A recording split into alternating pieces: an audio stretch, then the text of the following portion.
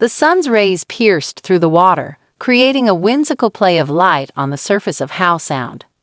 Mark Anderson, diving into the cool waters off the coast of British Columbia, had no idea that this ordinary September day would change his life forever. With over 10 years of diving experience, hundreds of dives, and thousands of underwater photos, nothing could have prepared him for the encounter that awaited. The visibility that day was exceptional, around 30 meters. The water, though cool at just 12 degrees Celsius, was remarkably clear. Mark swam leisurely among the kelp forests, pointing his camera at bright sea stars scattered across the rocky bottom. His attention was drawn to a small group of sea cucumbers, and he decided to take some close-up shots. It was at that moment he felt it, an almost imperceptible change in the water's movement. Something large was nearby. Mark turned slowly, expecting to see a curious seal or perhaps a small orca, common visitors to these waters, but what he saw left him frozen in amazement. A young humpback whale, no more than 4 meters long, was swimming just a few meters away. Its movements were strange, unlike the usual behavior of these majestic creatures. The calf moved in jerky motions, constantly glancing at the diver as if checking to see if he was watching. Its small eyes, unusually expressive for such a massive creature, seemed to radiate both concern and a plea for help. Mark held his breath and turned on his camera. Such a close interaction with a wild whale calf was incredible, but the animal seemed entirely uninterested in being filmed. It swam closer, almost brushing against Mark with its massive fin, then darted away, describing a wide arc before returning. This pattern repeated several times, and it became increasingly clear. The whale was trying to communicate something to the diver. After the 5th or 6th maneuver, the calf abruptly changed direction and swam purposefully away. After covering about 20 meters, it stopped and turned, as if to check whether the diver was following. Mark hesitated.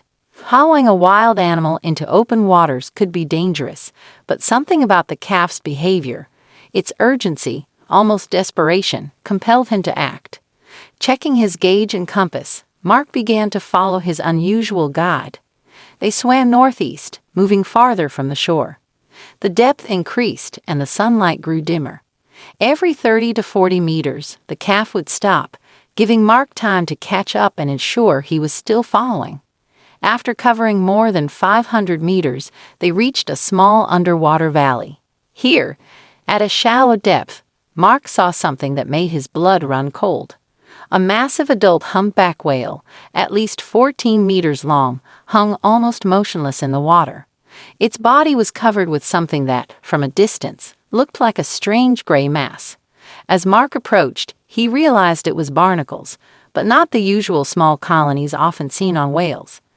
This was a thick, solid layer, in some places several centimeters thick. They covered almost the entire body, leaving only small areas around the eyes and blowhole free. The calf swam to the large whale, presumably its mother, and began gently nudging her, as if trying to make her move. But the whale only weakly flicked its tail fin. Even through the water, Mark could see how labored and uneven her breathing was. Wasting no time, the diver approached cautiously. His hands trembled as he retrieved a titanium knife from his belt. He knew barnacles could be a sign of serious health problems in whales. Normally, the strong immune systems of these animals prevent parasites from multiplying to such an extent. Something had severely compromised the health of this majestic creature. Carefully approaching the whale's body, Mark began removing the largest clusters of barnacles. The work was painstaking and difficult. He had to be gentle enough not to injure the whale's skin, but still apply significant effort to dislodge the firmly attached parasites. The calf stayed close by, constantly circling and occasionally emitting low sounds that echoed through the water. The mother whale barely moved, occasionally blinking her enormous eye when Mark came into her field of vision.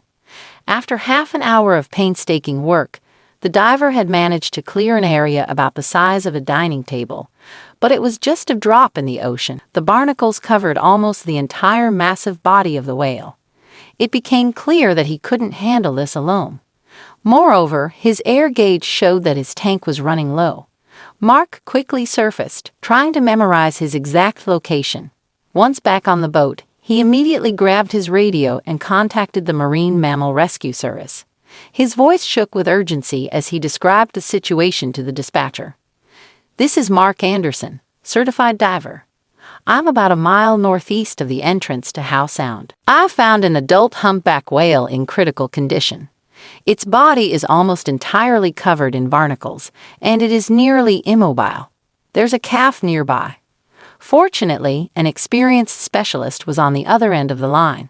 They asked a few clarifying questions about the whale's condition, approximate size, and depth before informing Mark that a rescue team would be on site within an hour. That hour felt like an eternity. Mark periodically dove with a mask to ensure the whales were still there. The calf seemed to understand that help was on the way. It stopped darting around and simply stayed close to its mother, occasionally touching her gently with its fin. A specialized marine mammal rescue vessel appeared on the horizon exactly 53 minutes later. On board was a team of 6, 2 veterinarians specializing in marine mammals, 3 rescue operations specialists, and a cetacean behavior expert. After assessing the situation, the team immediately began working. 2 divers descended with special equipment to remove barnacles. Their tools were far more effective than Mark's knife. They used hydraulic scrapers designed to remove parasites without harming the whale's skin. The work progressed slowly but steadily. Every hour, the divers rotated to conserve air. Mark, having received permission from the operation leader, joined the team to assist where he could. The calf remained nearby the entire time, watching the rescue efforts intently. When most of the barnacles had been removed, the veterinarians conducted a more thorough examination.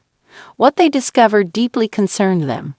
They noticed a small swelling on the whale's side, unusual for this species. An ultrasound scan, performed underwater using portable equipment, revealed the presence of a foreign object in the whale's stomach.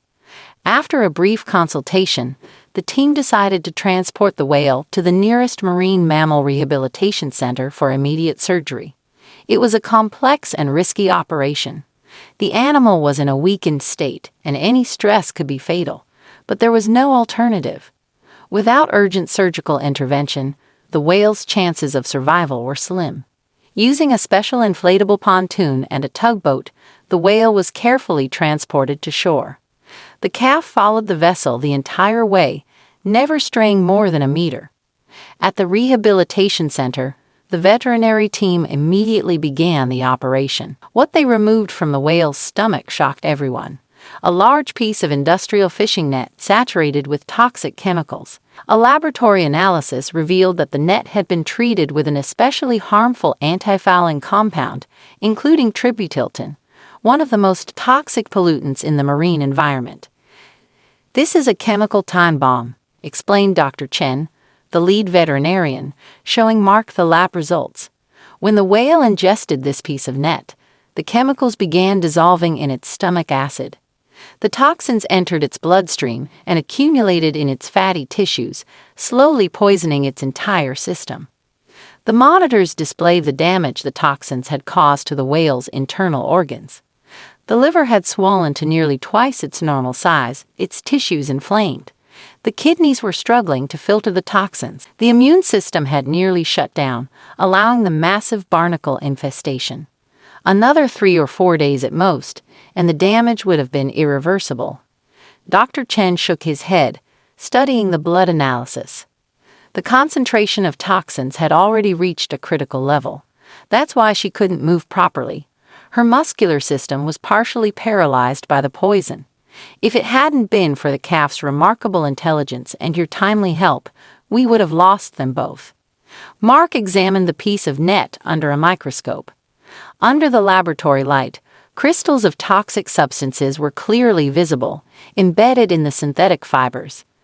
These antifouling coatings were banned in the early 2000s because of their extreme toxicity, explained one of the lab technicians. But some unscrupulous manufacturers still use them, especially in countries with less strict environmental regulations. Over the next 3 weeks, the whale and her calf remained in a special rehabilitation pool. Mark visited almost daily, helping care for the animals and documenting their recovery on camera.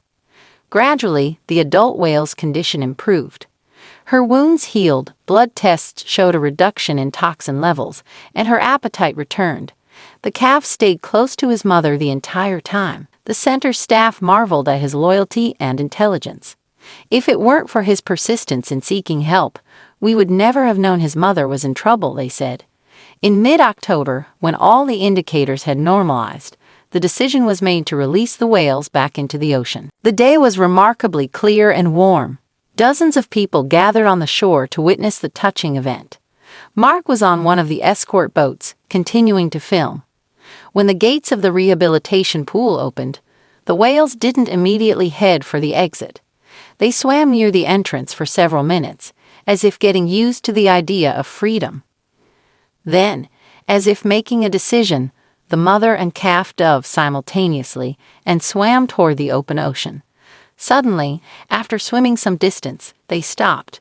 Turning around, both whales took turns breaching, leaping almost entirely out of the water and crashing back down with a loud splash.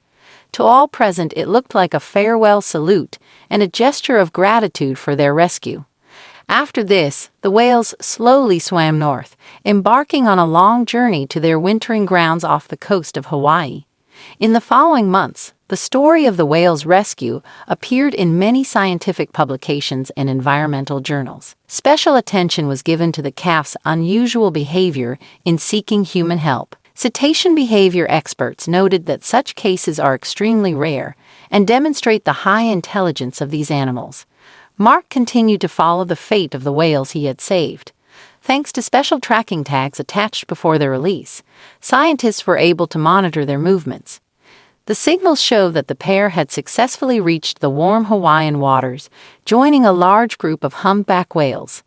The following summer, something extraordinary happened.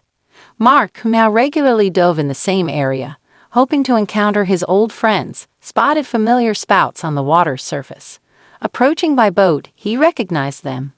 The mother and calf returned to their summer feeding grounds. The whales looked healthy and strong. The mother's body showed almost no traces of her ordeal, except for a small scar on her side, a reminder of the surgery. They stayed near Mark's boat for nearly an hour, allowing him to take pictures and occasionally surfacing, as if posing for the camera. The calf, noticeably grown over the past year, even dared to come very close to the boat, gently touching it with his fin. This story became not only an example of a successful marine animal rescue, but also a reminder of how interconnected the lives of humans and ocean inhabitants are. Thanks to the compassion of one man and the professionalism of a rescue team, two magnificent creatures were given a second chance at life. For Mark, this incident marked a turning point in his career. He left his previous job and fully dedicated himself to the protection of marine mammals, joining the same rescue center that helped save the whales. Now he regularly participates in rescue operations, helping other marine creatures in distress. The photos and videos he captured during the whale rescue became part of an educational program on marine conservation. They help raise awareness about ocean pollution and show the devastating impact human waste can have on marine life. Every year, when humpback whales return to the waters of British Columbia, Mark ventures out to sea with a special sense of anticipation. While he knows the chances of encountering his whales again are slim, he never loses hope. After all, this extraordinary story taught him that miracles do happen, especially when such magnificent creatures as humpback whales are involved.